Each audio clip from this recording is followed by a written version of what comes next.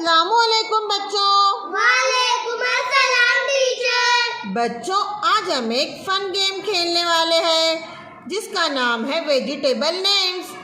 आपको वेजिटेबल्स के नेम बताना है। जो बच्चा ये नहीं कर पाएगा वो बच्चा हार जाएगा। तो चलो, आप लोग तैयार हो ना इसके लिए? जी हाँ टीचर। बोलो Alina. Garlic, brinjal, tomato, onion, potato, carrot, capsicum, pumpkin, cabbage,